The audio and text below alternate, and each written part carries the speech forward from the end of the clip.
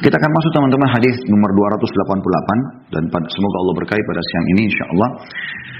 Masih dari Abu Hurairah radhiyallahu anhu bahwa Rasulullah SAW bersabda, la yahillu limra'atin an tasum wa zawjuha syahidun illa biizni wa la ta'zana fi baiti illa biizni. Artinya tidak halal. Maksudnya apa? Diharamkan bagi seorang istri untuk berpuasa ketika suaminya ada kecuali dengan izinnya, dan dia tidak boleh mengizinkan orang lain masuk ke dalam rumahnya kecuali dengan izinnya. Hadis ini riwayat Bukhari Muslim. Hadis ini teman-teman memiliki dua hal yang perlu kita titik beratkan, mutiara hadis yang kita ambil insyaallah. Yang pertama adalah tidak bolehnya seorang istri berpuasa, yang dimaksud adalah puasa sunnah, sementara suaminya ada di rumahnya, di sisinya atau bersama dengan dia kecuali dengan izinnya. Tidak masuk dalam sini puasa wajib. Kalau puasa Ramadan Anda tidak perlu izin sama suami. Tapi kalau puasa sunnah, misal ibu terbiasa puasa Senin Kamis, ya. Nah, puasa Senin Kamis ini Anda biasa lakukan, tapi ternyata satu hari suami lagi cuti hari Senin atau hari Kamis, lagi di rumah. Maka kalau Anda pun biasa puasa, sampaikan. Besok kan cuti. Saya biasa puasa Senin, saya biasa puasa Kamis misalnya. Apa boleh saya tetap puasa? Kalau dilihat, dia jawab tegas misalnya, enggak usah deh, layani saya aja. Mungkin saya mau makan sama-sama, mungkin saya mau biologis. Ya udah. Bahkan bukan cuma itu, walaupun dia sudah izinkan, kemudian tiba-tiba dia mau ajak Anda biologis atau dia mau ajak Anda makan, Anda batalkan. Karena melayani suami adalah kewajiban dari Allah SWT, sementara itu puasa sunnah. Ingat ya, kita sedang bahas puasa sunnah. Kalau puasa wajib nggak boleh sama sekali. Puasa Ramadan nggak boleh. Ya. Karena itu teman-teman sekalian pelajaran pertama yang kita harus ambil, ya, dengan izinnya tentunya, ya. Kemudian potongan yang kedua adalah wala ta'zana fi baiti illa bi'izni, dan tidak boleh dia mengizinkan orang lain masuk ke dalam rumahnya kecuali dengan izinnya. Ya, tentu secara zahir lafaz hadis ini adalah rumah suaminya. Ya, rumah suaminya, ya. Ya, dan juga ada anjuran sebagian ulama kalau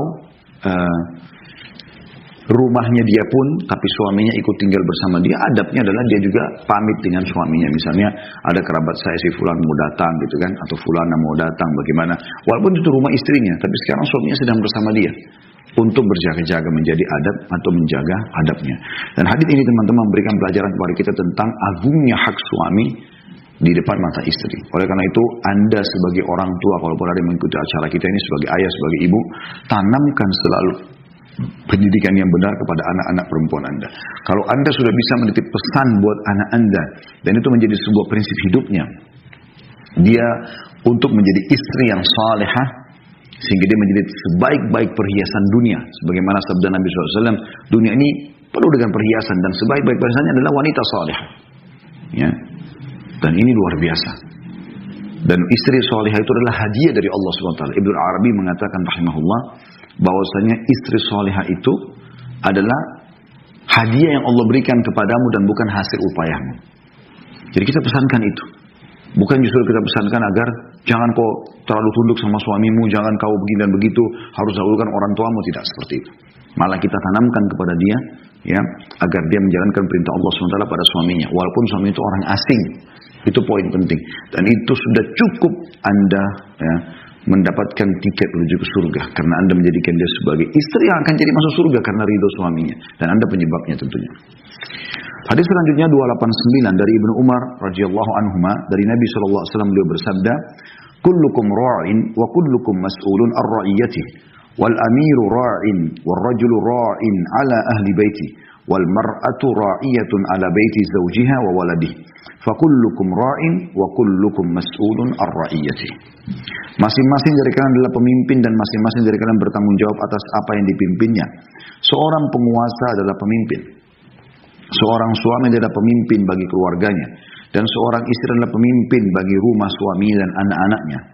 Jadi masing-masing dari kalian adalah pemimpin dan masing-masing dari kalian bertanggung jawab atas apa yang dipimpinnya.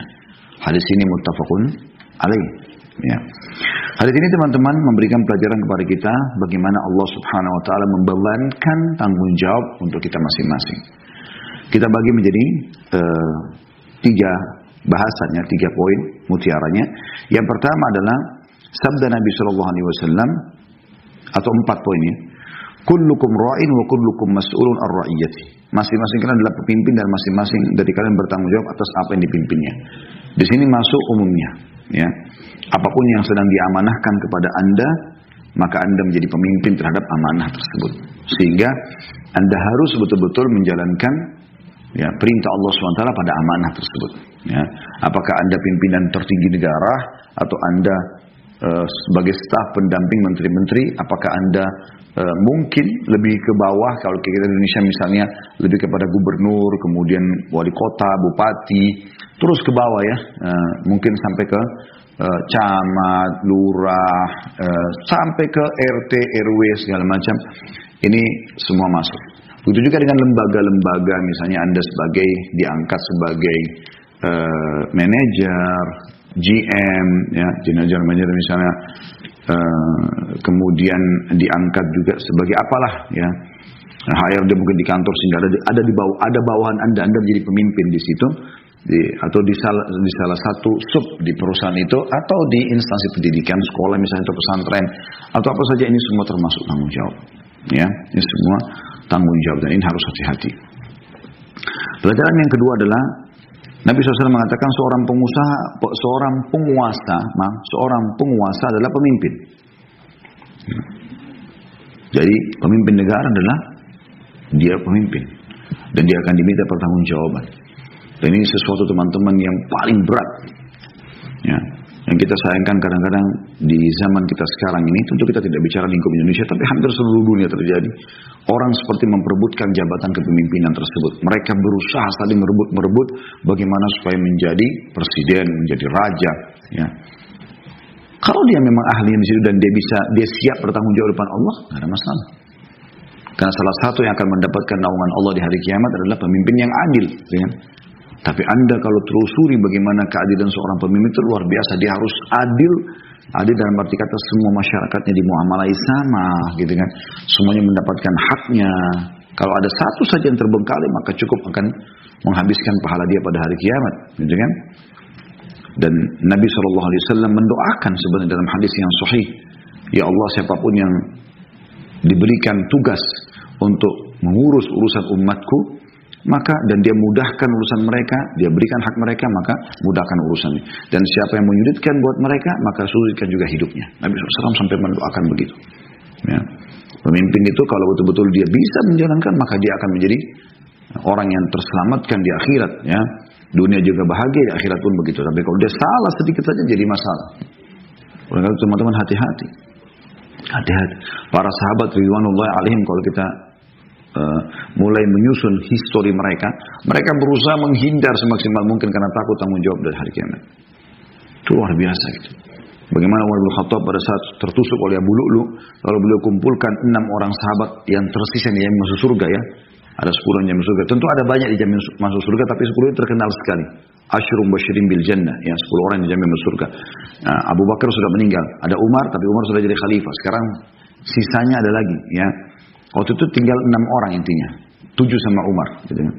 Yang 3 itu sudah meninggal terlebih dahulu, gitu. Nah, yang 6 ini, yang tersisa ini, ya, selain Umar bin Khattab adalah Utsman bin Affan, Ali bin Abi Thalib, ya, Sa'ad bin Abi Waqqas, Abdurrahman bin Auf, Talha bin Ubaidillah, dan juga Zubair bin Awam. Nah, 6 orang ini dikumpulkan oleh Umar, lalu didatangkan di rumah Umar, lalu Umar tunjuk ada satu ruangan, kata Umar, ini rumah, ini kamar selalu saya pakai memecahkan perkara umat. Maka masuklah kalian di sini, dan hai Abdurrahman, kau jadi pemimpin majelis, jangan keluar dari ruangan tersebut kecuali sudah harus ada satu pemimpin yang ditunjuk oleh kalian. Ya. Maka masuklah mereka di dalam, dan mereka ini berusaha berharap temannya yang jadi khalifah pada saat itu, raja. Karena takutnya tanggung jawab depan hari kiamat, depan Allah SWT. Tapi karena Umar menekankan harus ada satu orang, maka mereka memilih siapa di antara mereka yang paling banyak pujian Nabi SAW terhadap dia. Maka pada saat itu mereka menemukan Utsman bin Affan dan Ali bin Abi Thalib radhiyallahu anhuma yang lebih baik dari yang lain, dan Utsman bin Affan unggul 1 atau 2 hadis dari Ali radhiyallahu anhu ajma'in. Yang penting jelas Utsman ditunjuk pada saat itu, dan dia menerima jabatan tersebut karena memang tidak ada pilihan lain. Ya, seperti itu, luar biasa. Mereka hati-hati sekali.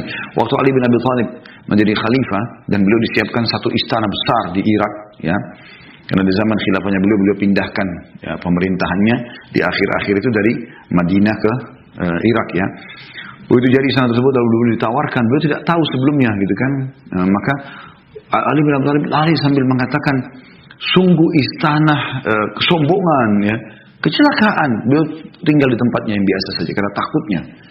Kalau kita sekarang kan malah dijadikan sebagai ajang berbangga-bangga dengan kendaraan, dengan pakaian, dengan tempat tinggal, memperbanyak harta yang semua itu ada tanggung jawabnya depan Allah SWT. Orang mukmin tahu akan ada hari kiamat, akan ada kematian, akan ada hisab. Ya. Ini luar biasa. Sampai Allah SWT mengatakan, "Wa may ya'mal mithqala dzarratin khairan yara." Siapa yang berbuat seperti biji sawi dari kebaikan dia akan lihat. "Wa may ya'mal mithqala dzarratin syarran yara." Siapa yang melihat seperti biji sawi, siapa yang berbuat seperti biji sawi dari keburukan dia akan lihat. Ini hati-hati. Pelajarannya tentu ini panjang kalau kita mau bahas ya, tapi saya cukupkan di situ. Yang ketiga adalah potongan dikatakan warrajulu ra'in ala ahli baiti. Dan seorang suami atau laki-laki bertanggung jawab terhadap istrinya, termasuk anak-anaknya.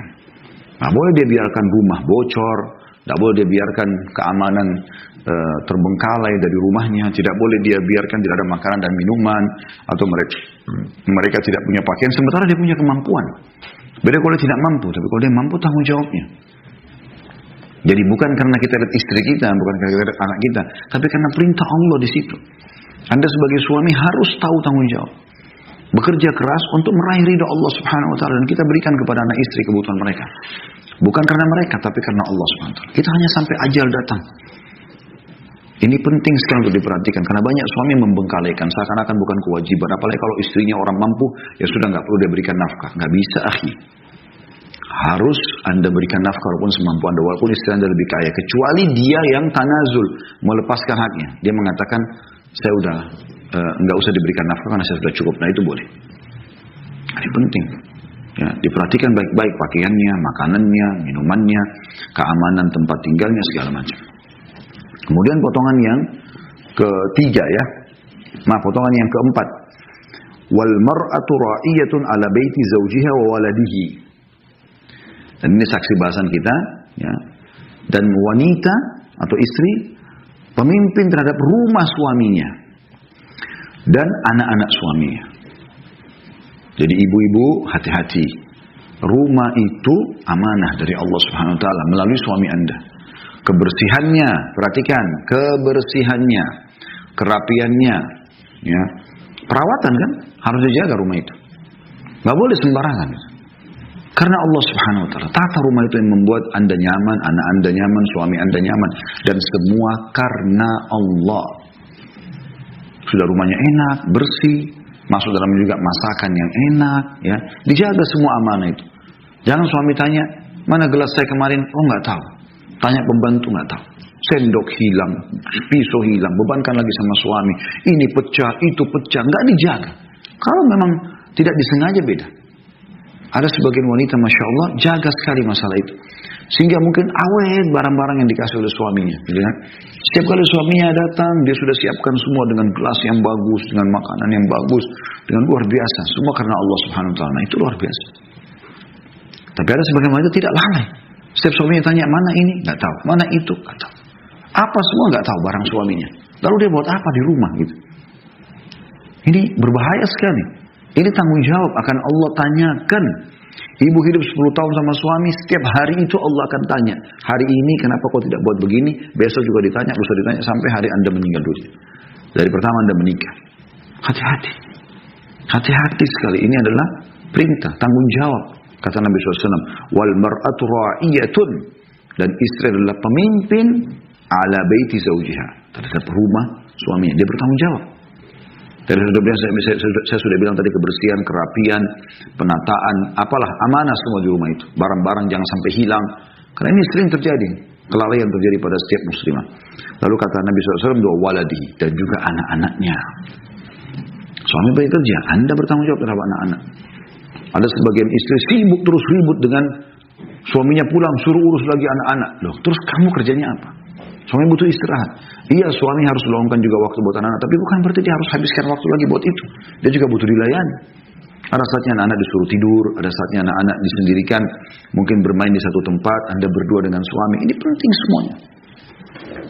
Lalu kata Nabi SAW penutupan hadis, fakullukum ra'in. Kalian semua adalah pemimpin, wa kullukum mas'ulun ar-ra'iyati. Dan kalian semua akan diminta pertanggungjawaban terhadap kepemimpinan tersebut. Ini penting sekali.